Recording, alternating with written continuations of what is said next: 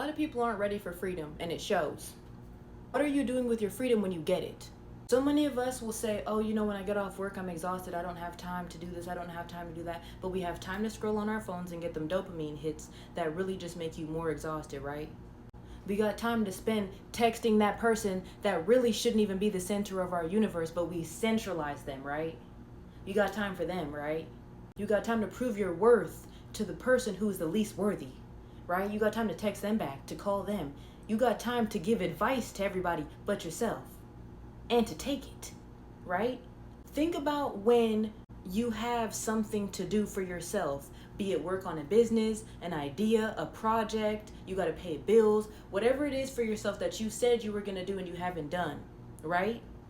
Think about how much resistance has gone towards that thing. And then think about the next time somebody asks you to do something or your job calls in and says they need you to quit. See how quick you get your ass up off the couch and go handle what they need. But when it comes to you, where is that quickness? Where is the haste? Why is there so much hesitation when it comes to you? Why is there not prompt and abrupt action when it comes to you?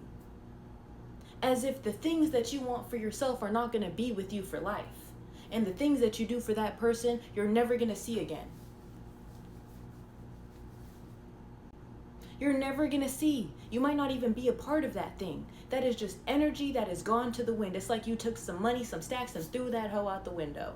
But when it comes to you and that project that you've been meaning to do, that book you've been meaning to write, that business you've been meaning to start, all these things that are building generational wealth, or things that are concrete, tangible things that could be sold or replicated or used as tools of inspiration for other people or even just yourself, ways to deepen your relationship intimately and vulnerably with yourself, we avoid.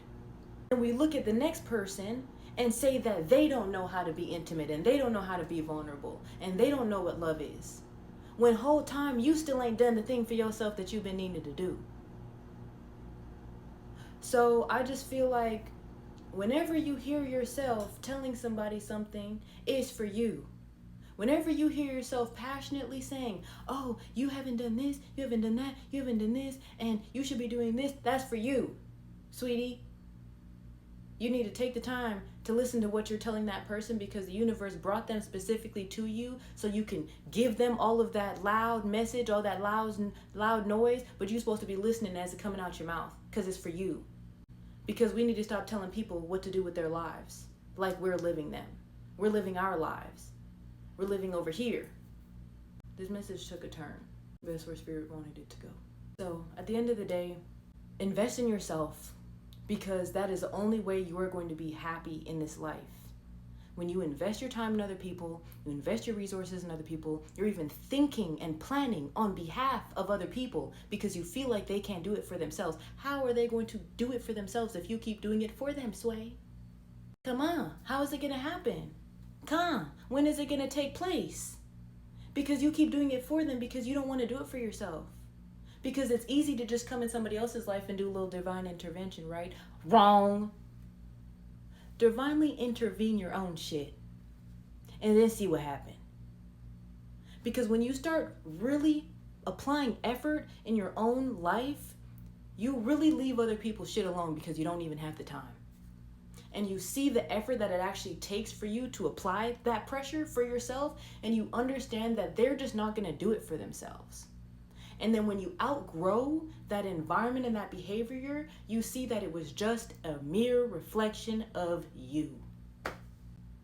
And you also see that your action is going to inspire that same person to actually get their shit together when you just leave them the fuck alone.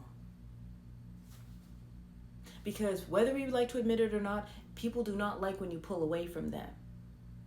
And that pulling away, that separation, that feeling like, damn, they doing this, they doing that, they doing that, that's inspiration. That's going to get them off their ass. If that's what they're meant to do, if that's what they choose to do. But at the end of the day, you're not doing it for them, you're doing it for you. So as I learn, pass it on to you so you can learn too.